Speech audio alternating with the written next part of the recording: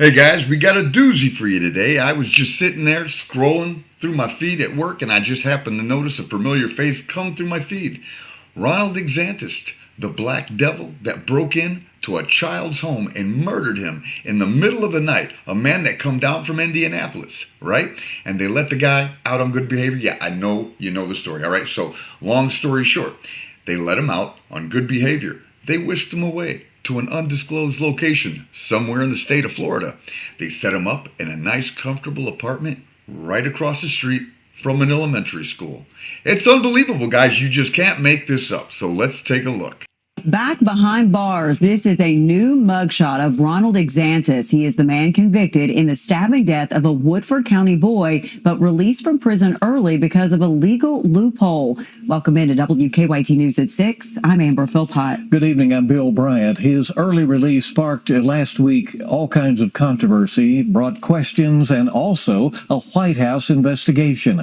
We do want to get you up to speed. Exantus was convicted in the 2015 stabbing death of 6-year-old Logan Tipton and injuring Logan's father and 2 sisters. In 2018, a jury found him guilty but mentally ill for the assaults and not guilty of murder by reason of insanity. Despite a 20-year prison sentence, he was released a decade early due to a Kentucky law. Our Kelsey Soto is joining us now. Kelsey, where was Exantus arrested today? Well, we learned last week that Ronald Exantus was to serve out his supervised release in Florida. And initially, the state of Kentucky didn't disclose where in the Sunshine State he was going. But within the last hour, their attorney general announced they've issued an arrest warrant for him out of Marion County. So that's the Ocala area. It's about 80 miles north of Orlando and about 35 miles south of Gainesville.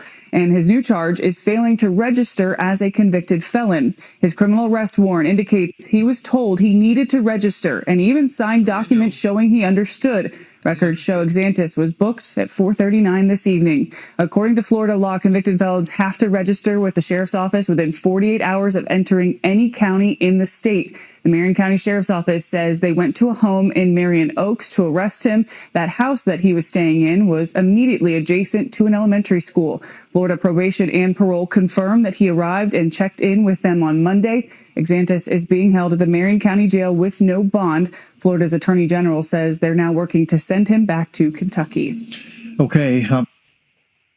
They're sending him back where? This guy has no excuse. He knew, he understood, he agreed, and he dropped the ball.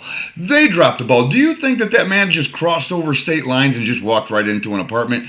Somebody set him up in that apartment, and no one took consideration for it being across the street from a school. Now, I got to wonder about Ron DeSantis, all right? You're telling me that that somebody with this kind of media attention, he didn't get a heads up that he was coming that way? I don't know. It's possible. Maybe we just dumped him off and he didn't know. I don't know. It wouldn't surprise me. It got me to thinking about what kind of options we have here. You know what I mean? What is this? I thought I was looking up Pottingswell. Guys, I'm sorry. Page is stuck. $6.98. What is that? A 40-pound bag. Boy, I tell you what. 3 or 4 bags. I have no idea what this is about. Lawn. Okay, so yeah, for my lawn, I got to get so, you know. Yeah. Boy, you know, this stuff, you can do a lot with it. Doggone it, my mouse is going. Oh. Did you know Kentucky has many abandoned mines, particularly coal mines, with significant issues like unreclaimed land, exposed high walls, and potential hazards like landslides and acid mine drainage. But I did not know that. Let's read on. Efforts to address these problems are underway through state and federal programs such as the Abandoned Mine Lands Economic Revitalization Program. A federal infrastructure funding is being used to reclaim land. Of course they are. To mitigate water claims and provide economic opportunities that impacted communities.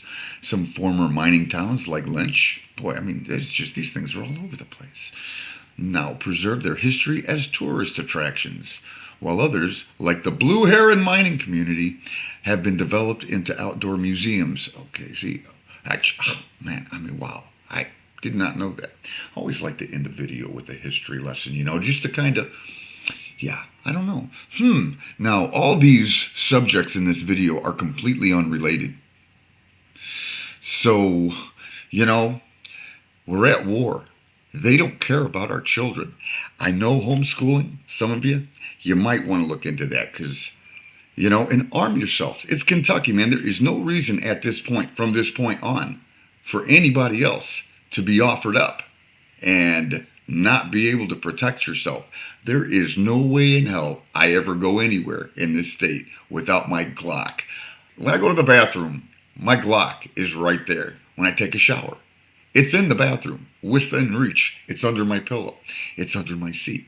It's on my hip. It's always within arm's reach. Why wouldn't it be? You know what I mean? It's not for hunting. It's to protect myself. God forbid, but you know what I mean?